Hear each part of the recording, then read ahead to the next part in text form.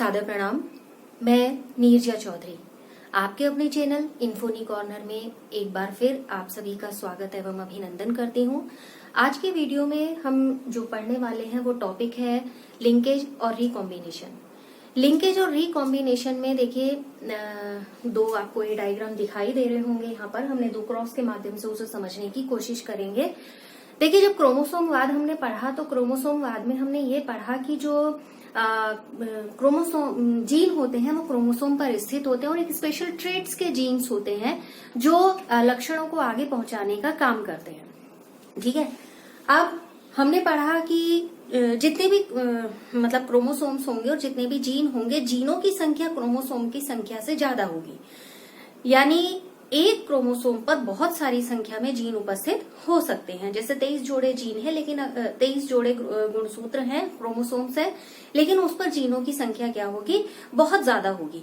तो ये यहाँ पर ध्यान रखने वाली चीज है। फिर अगली चीज जो इससे संबंधित बताएं कि जैसे क्रोमोसोम्स जो होते हैं, जैसे एक ही क्रोमोसोम है उस पर जो जितने भी जीन स्थित होते हैं वो इंडिपेंडेंटली सेग्रीगेटेड या असॉर्टेड, ये कुछ दो कैरेक्टर्स हैं। ये बताने की जरूरत है कि ये कैसे होता है कि उनमें सेग्रीगेशन भी हो जा रहा है, उनमें असॉर्टमेंट भी हो जा रहा है।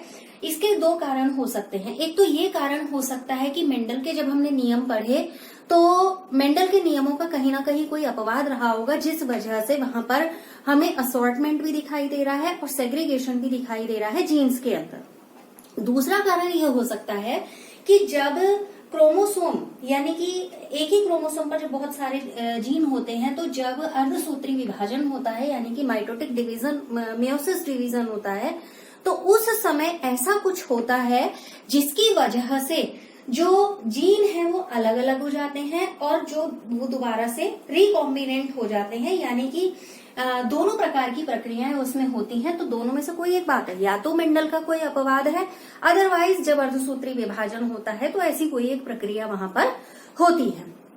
अगला जो इससे संबंधित बिंदु है वो ये है कि जब बाद में चीजें एक्सपेरिमेंट किया जाने लगा, जब प्रयोग बढ़े आगे, एक अपवाद के रूप में अगर हम देखें तो मेंडल के खुद के नियमों में एक अपवाद इससे संबंधित मिलता है। जो अपवाद क्या है, बैंगनी रंग के या नीले रंग के फूलों और लाल रंग के फूलों में अगर तुलना की जाती है कलर के बेस पर, तो जो नीला रंग है वो होता है डोमिनेंट किस पर, लाल पर।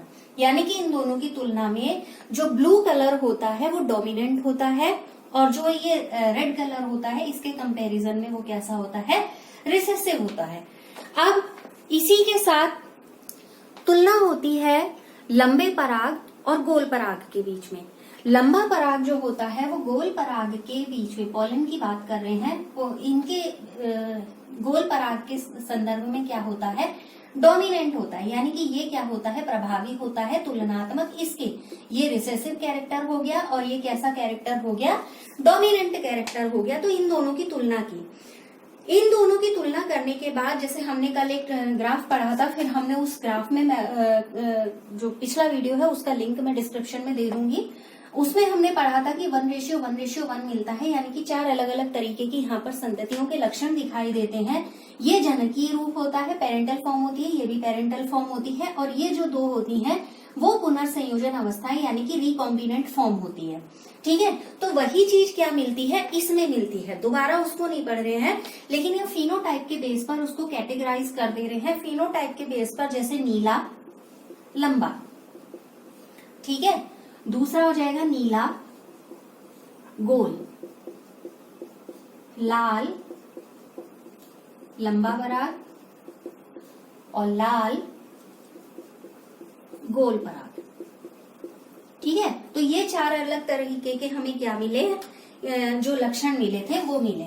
ठीक है, अब इसमें क्या हुआ, जैसे हमने कहा चार अलग अलग दिखेंगे तो ये कैसी फॉर्म होगी, ये पेरेंटल फॉर्म होगी, ये पेरेंटल फॉर्म होगी, और ये हमें कैसे मिलेंगे, पुनर्संयोजन यानी कि रिकॉम्बिनेंट मिलेंगे। आगे बात समझिए, हमें क्या मिलेंगे, रिकॉम्बिनेंट पुनर्संयोजन।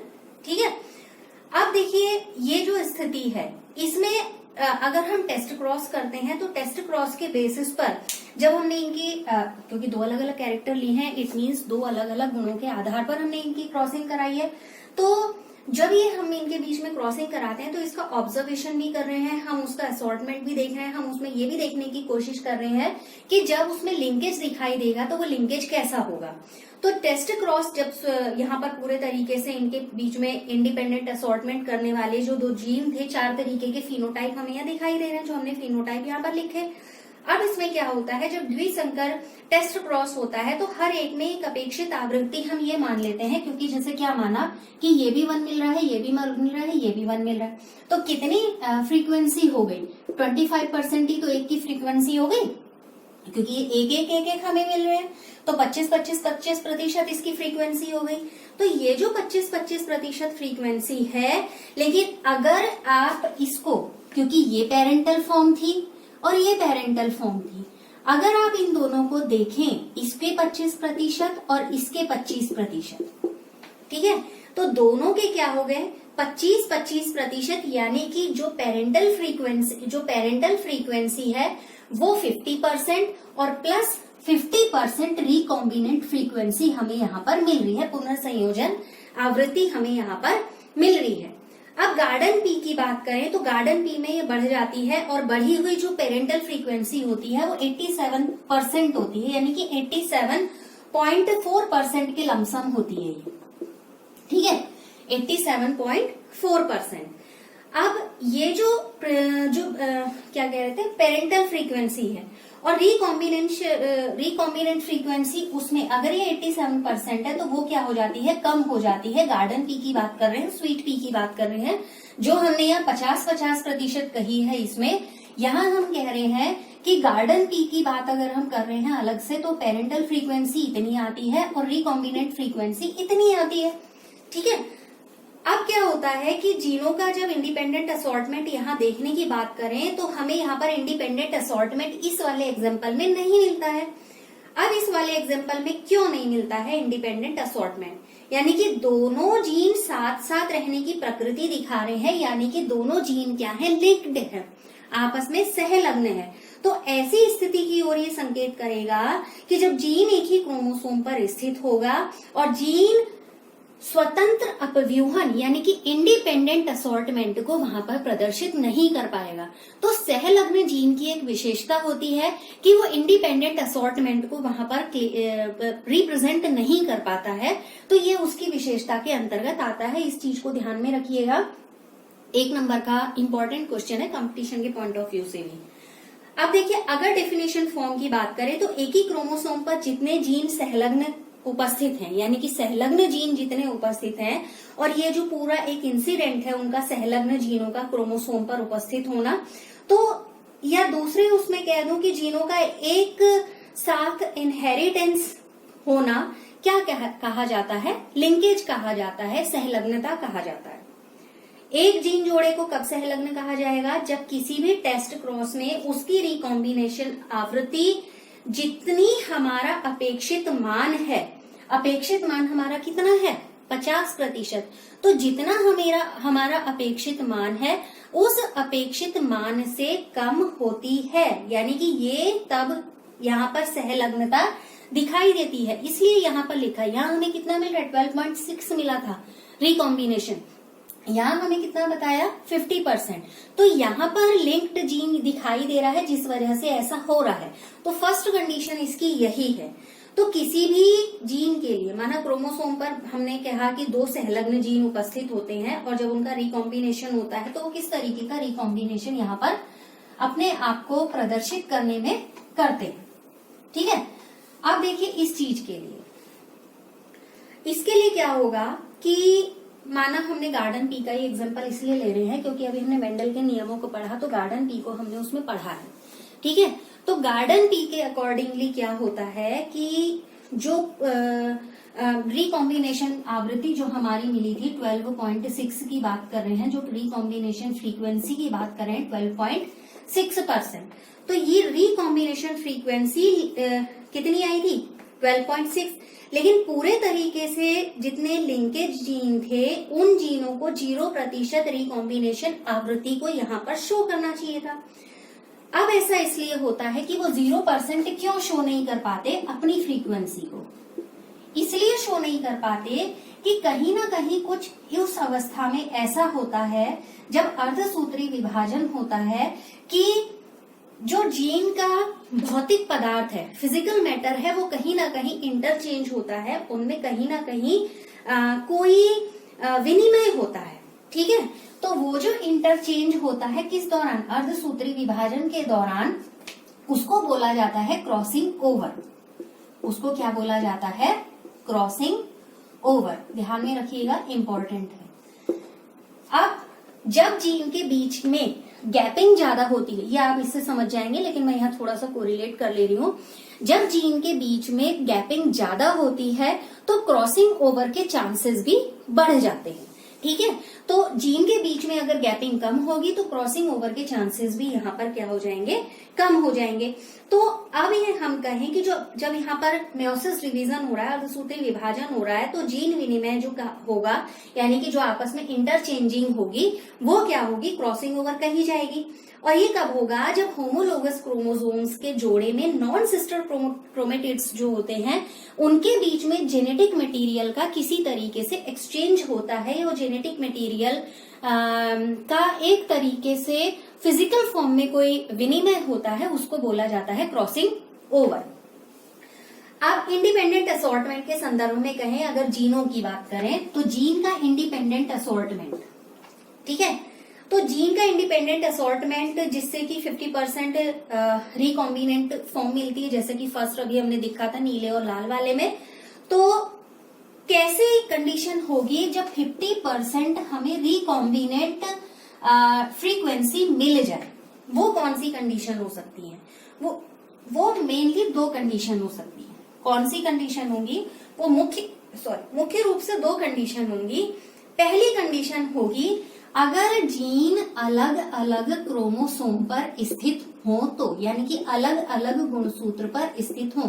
एक प्रश्न बनेगा, जैसे मान लीजिए हमने कहा ये 12.6 है, 50% हमें कब मिलेगा, हमें तब मिलेगा या तो जीन क्या हो, अलग अलग क्रोमोसोम पर स्थित हो, और एक ही क्रोमोसोम जीन जितनी दूर पर, मतलब दूर दूर स्थित होंगे या डिस्टेंस पर स्थित होंगे, तो उस समय जब मेयोसिस डिवीजन होगा, जैसा कहा हमने अभी कि उस समय जब मेयोसिस डिवीजन होगा तो उनके बीच में क्रॉसिंग ओवर होने की संभावनाएं डिसाइडेड हो जाएंगी। ठीक है, तो मॉर्गन ने सेक्स लिंक जीन के लिए स्टडी की, फिर उन्होंने अपने प्रयोग किस पे किए थे, ड्रोसोफिला पे किए थे, जैसा कल भी हमने पढ़ा था कि उन्होंने ड्रोसोफिला को अपने एक्सपेरिमेंट के लिए यूज किया था और अलग अलग तरीके से उस पर प्रयोग भी किए। अब यहाँ पर ड्रोसोफिला पर बहुत सारे बाय हाइब्रिड क्रॉस किए गए मेंडल के द्वारा, और जो यहाँ पर सेक्स लिंकेज जीन थे, उन जीन के वो कौन से जीन थे जो सेक्स क्रोमोसोम पर स्थित थे, यानी कि जो लिंग क्रोमोसोम पर उपस्थित थे। ठीक है, अब अगली बात, मॉर्गन ने ड्रोसोफिला पर बहुत सारे प्रयोग किए और ये बताने की कोशिश की कि जब उनके प्रयोग आगे बढ़े तो कहीं ना कहीं वो प्रयोग किसके तरीके से थे, मेंडल के तरीके से ही थे। मॉर्गन ने, जैसे हम बार बार एक किसका सहलग्नता या लिंकेज का यूज कर रहे हैं, तो मॉर्गन ही वो पहले व्यक्ति थे जिसने सहलग्नता या लिंकेज का प्रयोग किया था, और जो भी नॉन पेरेंटल रिकॉम्बिनेशन थे, उन नॉन पेरेंटल रिकॉम्बिनेशन जिनकी हम यहाँ ये बात कर रहे हैं, जो कि हमें मिडिल रेशियो मिला था यहाँ पर, ये तो पेरेंटल मिला था, ये भी पेरेंटल मिला था, ये वाले रेशियो, ये नॉन पेरेंटल रेशियो थे। तो इसके लिए रिकॉम्बिनेशन शब्द का प्रयोग किया गया, जो हम रिकॉम्बिनेशन बोलते आ रहे हैं। तो वो जानना भी जरूरी है कि वो रिकॉम्बिनेशन शब्द किसने दिया, तो वो रिकॉम्बिनेशन शब्द भी मॉर्गन ने ही दिया था। ठीक है, अब यहाँ पर क्या आता है, जब मॉर्गन और जब उनके साथ के जो भी सहयोगी थे, उन्होंने एक्सपेरिमेंट किए, उन्होंने प्रयोग किए, तो उन्होंने ये बताया कि एक ही क्रोमोसोम पर कुछ जीन बहुत बहुत पास होते हैं और एक स्ट्रॉन्ग लिंकेज को वहां पर शो करते हैं, जिससे क्या होता है, जब स्ट्रॉन्ग लिंकेज दिखाते हैं तो जो रिकॉम्बिनेंट फ्रीक्वेंसी है, वो रिकॉम्बिनेंट फ्रीक्वेंसी कम हो जाती है। इस चीज को समझाने के लिए उन्होंने दो तरीके से ये क्रॉस किए। अब ये जो दो तरीके से क्रॉस किए गए, क्रॉस ए और क्रॉस बी। क्रॉस ए और क्रॉस बी में उन्होंने क्या बताया, ये लिखा है y और ये लिखा है w। ठीक है, मैं इसे थोड़ा बड़ा लिख दूं, हालांकि अलग अलग कलर से यूज किया जिससे कि समझने में सुविधा रहे। तो ये है y और ये है w। जो y यूज किया गया है वो यूज किया गया है येलो बॉडी के लिए, और जो w यूज किया गया है वो यूज किया गया है व्हाइट आइड के लिए। ये ड्रोसोफिला पर किया गया टेस्ट है, इसके लिए बात बता रहे हैं। तो ड्रोसोफिला का ये कैरेक्टर लिया था। इसमें जो स्मॉल सेकेंडली अगर हम इधर बात करें, यहाँ पर ये m कैरेक्टर दिख रहा है, m लिया गया है मिनिएचर विंग्स के लिए, यानी कि छोटे पंखों के लिए। अब अगली बात, यहाँ पर आपको दिखाई दे रहा है y प्लस। ठीक है, तो y प्लस जो लिया गया है वो ब्राउन बॉडी के लिए यूज किया गया है, और w प्लस यूज किया गया है रेड आईज के लिए। ठीक, अब इसमें क्या होता है, जो m प्लस का इस्तेमाल हुआ है वो हुआ है नॉर्मल। m प्लस का इस्तेमाल जो दूसरे क्रॉस में किया गया है वो किया गया है नॉर्मल विंग्स के लिए, मतलब जो सामान्य पंखों वाली वो है ड्रोसोफिला है उसके लिए। अब देखिए, इस क्रॉस में जो जीन है y और w को सहलग्न पाया गया, जबकि दूसरे में w और m में सहलग्नता थी। कैसे सहलग्न पाया गया ये आप समझ ही रहे होंगे। जो हमने कहा था कि जो y क्रोमोसोम होता है वो जे शेप्ड का होता है, तो उसको ये इंडिकेट यहाँ पर किया गया है सभी जगह। ठीक है, पहले जब ये क्रॉसिंग होती है ये वाली फॉर्म को बोला गया है wild form, y plus w plus male female indicated है। तो ये y प्लस और w प्लस ये वो है मेल है, तो ये वाली फॉर्म को क्या बोला गया है, वन्य प्रारूप या वाइल्ड टाइप इसको कहा गया है। दूसरी स्थिति में यहाँ पर क्या है, व्हाइट w व्हाइट के लिए यूज किया गया है, और जो m उसमें इस्तेमाल किया गया है, m का इस्तेमाल किया है मिनिएचर विंग्स के लिए। ठीक है, अब यहाँ पर क्या होता है कि ये तो सफेद और छोटे हो गए, और उसके लिए ये वाली फॉर्म कैसी हो गई, वाइल्ड हो गई। दूसरा जो कंपैरिजन है वो कैसा हो गया, इसके लिए वाइल्ड हो गया, यानी कि वन्य रूप हो गया। ठीक है, प्लस साइन इंडिकेट ये करता है कि ये एक वाइल्ड फॉर्म है, मींस एक वन्य प्रारूप है। तो जहां भी अगर आपको क्रॉसिंग में इस तरीके के साइन का इंडिकेशन मिले तो समझ जाइएगा कि वो वाइल्ड फॉर्म के लिए यूज किया गया है। अब y और w के बीच यहाँ पर देखिए जो दूरी की बात कर रहे हैं, y और w के बीच यहाँ पर क्या है, दूरी कम है, तो इनकी जो रिकॉम्बिनेशन फ्रीक्वेंसी है वो यहाँ पर कितनी है, कुल 1.3। शायद दिख ना रहा हो, छोटा सा ज्यादा लिखा है मैंने, वो कितनी है 1.3। ठीक है,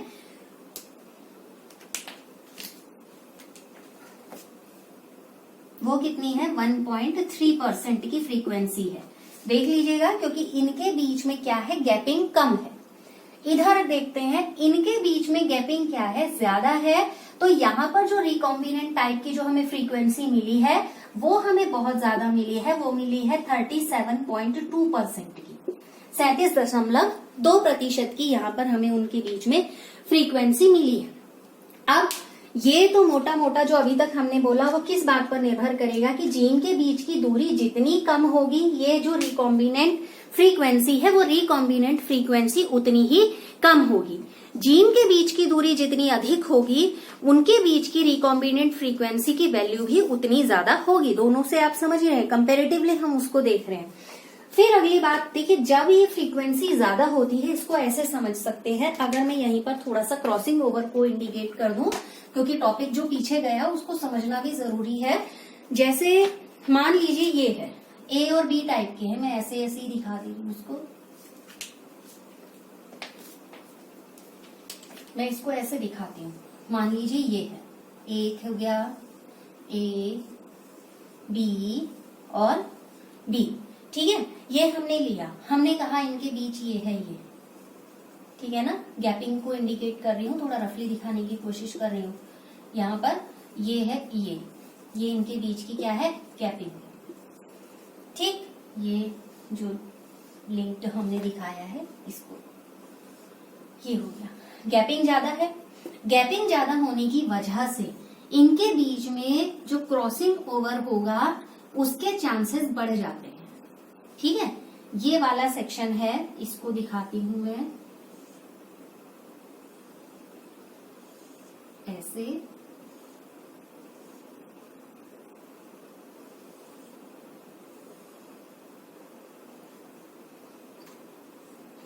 ये क्या हो रहा है, इनके बीच में क्रॉसिंग ओवर हो रहा है।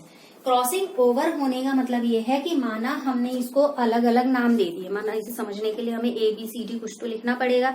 तो मान लिया हमने इसको क्या कर दिए, अलग अलग नाम दे दिए। मैंने इसको मान लिया स्मॉल a, इसे स्मॉल b, जैसे भी मैं इसको समझ लूँ, स्मॉल b यहाँ दिखाऊंगी तो ये और कैपिटल B। अब देखिए ये वाला, ये हमने लिया है, तो इसमें क्या हो रहा है कि ये हमने कहा ये A है और ये B है, ये A है और ये किसके साथ चला जा रहा है, दूसरे B के साथ चला जा रहा है। तो ये क्या हो जा रहा है, यहाँ पर इनके बीच में एक विनिमय हो रहा है, क्रॉसिंग ओवर हो रहा है। और ये कब हो पा रहा है, जब ये गैपिंग ज्यादा है। अगर ये गैपिंग कम होगी तो ये वाली कंडीशन यहाँ पर नहीं आएगी, और जब ये वाली कंडीशन नहीं आएगी और तो क्या होगा कि जो हम भौतिक पदार्थ के विनिमय की बात कर रहे हैं और जो मेंडल के साथ इसको कंपेयर करने की कोशिश कर रहे हैं, तो वो दोनों चीजें यहाँ पर क्या हो जाएंगी, डिफाइन नहीं हो पाएंगी। अगली चीज है कि जैसे हम कह रहे हैं रिकॉम्बिनेंट, हमने फ्रीक्वेंसी यहाँ पर 1.3 की बात की और यहाँ 13.2 की बात की। समझ गए होंगे यहाँ ज्यादा क्यों आई, यहाँ कम क्यों आई, क्योंकि वो क्रॉसिंग ओवर से हमने दिखाया। हमने कहा कि रिकॉम्बिनेंट फ्रीक्वेंसी जो है, वो रिकॉम्बिनेंट फ्रीक्वेंसी को हम कैसे कैलकुलेट करेंगे। कैलकुलेशन के लिए जितने भी रिकॉम्बिनेंट्स होंगे, ठीक है, जितने भी रिकॉम्बिनेंट्स होंगे उनकी संख्या यानी कि उनके नंबर, ठीक, टोटल रिकॉम्बिनेंट के नंबर और जितने ऑफस्प्रिंग यहाँ पर बनेंगे यानी कि टोटल कितनी संतति का निर्माण हो रहा है उनके नंबर, हम इसको डिवाइड कर देंगे तो हमारी यहाँ पर रिकॉम्बिनेंट फ्रीक्वेंसी निकल आएगी, यानी कि पुनर्संयोजित आवृत्ति जो है वो पुनर्संयोजित आवृत्ति यहाँ पर निकल आएगी। अगली बात, जो ये पुनर्संयोजित आवृत्ति है वो अलग अलग जीनों के लिए अलग अलग दूरी पर नियंत्रित होती है, क्योंकि पास जीन की जो क्रॉसिंग ओवर की बात करें तो वो क्रॉसिंग ओवर की संभावनाएं, जैसा यहाँ कहा, बहुत कम होती हैं, वहां संभावनाएं ज्यादा होती हैं। कारण आपने देख लिया कि ऐसा कैसे होता है कि क्रॉसिंग ओवर की वहां संभावनाएं ज्यादा है और यहाँ कम है। इसके बाद क्या हुआ, मॉर्गन के एक स्टूडेंट थे जिनका कल भी हमने नाम लिया था, स्टूडेवेंट थे, तो उन्होंने इन प्रयोगों को, यानी कि एक ही क्रोमोसोम पर स्थित जीन के जोड़ों के बीच के जो रिकॉम्बिनेंट आवृत्ति है उनके बीच की दूरी को निकालने के लिए, हमने कहा ये है और ये है, इनके बीच की दूरी निकालना जरूरी था। तो इनके बीच की दूरी को निकालने के लिए एक स्केल के रूप में प्रयोग किया। जो भी इनके बीच की डिस्टेंस थी उसको एक स्केल माना गया, दूरी माना गया, और हर क्रोमोसोम पर जो भी, मतलब ये दर्शाने की उन्होंने कोशिश की कि स्केल के माध्यम से कि अगर हम जेनेटिक अनुक्रमण यानी कि जीनोम के अनुक्रमण की सीक्वेंसिंग की बात करते हैं तो यहाँ पर उस सीक्वेंसिंग को निर्धारित करने के लिए, तो और जो यहाँ पर परसेंट वाइज, जैसे ये देखिए ये भी परसेंट में आया है, ये भी परसेंट में आया है, ठीक है, तो जो भी यहाँ पर परसेंट वाइज रिकॉम्बिनेंट फ्रीक्वेंसी आएगी उसको कहा गया मैप यूनिट की नक्शा इकाई। उसको क्या नाम दिया गया, नक्शा इकाई नाम दिया गया। और हमने पढ़ा ही था कि जब ये इकाई माना गया है तो इसके लिए क्या माना गया, एक यूनिट को नाम भी दिया गया जिसे सेंटीमॉर्गन कहा गया। और सेंटीमॉर्गन इसलिए कहा गया, एक तो वो किसके थे, मॉर्गन के शिष्य थे, स्टूडेंट थे, और मॉर्गन को सम्मान देने के लिए उन्होंने इस यूनिट को सेंटीमॉर्गन नाम दिया, यानी कि ये उनके सम्मान में ही बोला गया। तो ये तो था कि जो लिंकेज होता है किस तरीके से होता है। अब इसको एक बार रफली और देख लें। देखिए यहाँ पर ये वाइल्ड फॉर्म दिखाई, ऊपर वाले क्रोमोसोम को थोड़ा अलग दिखाया है। नेक्स्ट जेनरेशन में जब ये जाता है तो ये वाली जानती हैं क्रॉसिंग इस तरीके से हो जाएगी। अभी इतने सारे क्रॉस हमने पढ़ ही लिए हैं। तो इसके साथ ये क्या आ गया, ये वाली फॉर्म आ गई, यानी कि Y और W के साथ Y+ और W+ आ गया। इधर क्या आया, YW के साथ ये वाली फॉर्म आई है, जो कि कैसी फॉर्म है, एक तरीके के ये जो वाइल्ड फॉर्म से इन दोनों का क्या हुआ था, क्रॉसिंग हुआ। अब पेरेंटल टाइप जो फ्रीक्वेंसी आई 98.7% आई, रिकॉम्बिनेंट फ्रीक्वेंसी आई थी 1.3। इसके चार अलग अलग, जो अब हमने शुरू में ही कही बात, ये है वो चार अलग अलग रूप, चाहे आप इस रूप में देख लीजिए, चाहे आप इस रूप में देख लीजिए। तो ये 4 अलग अलग रूप हमें इसके प्राप्त होते हैं और इन्हीं में हम पेरेंटल फ्रीक्वेंसी और जो रिकॉम्बिनेंट फ्रीक्वेंसी है उसको निकाल सकते हैं। तो फिलहाल ये जो मॉर्गन के ड्रोसोफिला पर यूज किए गए थे, बिल्कुल बेसिक फॉर्म चली है। इस बेसिक फॉर्म को समझ लेना जरूरी है, क्योंकि लिंकेज क्या है वो जरूरी है, क्रॉसिंग ओवर क्या है वो जरूरी है। ड्रोसोफिला पर जब ये प्रयोग किया गया था, किस प्रकार का प्रयोग किया गया था, सामान्य पंखों वाली मक्खी और छोटे पंखों वाली मक्खी पर, और यहाँ पर पीली शरीर वाली और दूसरा सफेद आंखों वाली मक्खी के पर और भूरी शरीर वाली मक्खी के साथ यहाँ पर प्रयोग किए गए थे। तो फिलहाल ये वाले सेशन में इतना ही इम्पोर्टेंट सेक्शन है। कुछ ऐसा लगे तो आप कमेंट बॉक्स में कमेंट कर दीजिएगा, उसका समाधान करने की कोशिश करेंगे। फिलहाल ये वाले सेशन में इतना ही। आप इन्फोनी कॉर्नर देखते रहें, वीडियोस को शेयर करते रहें, लाइक करते रहें, और जितने लोगों तक इन्फोनी कॉर्नर की पहुंच बना सकते हैं उसके लिए आप प्रयास करें। धन्यवाद।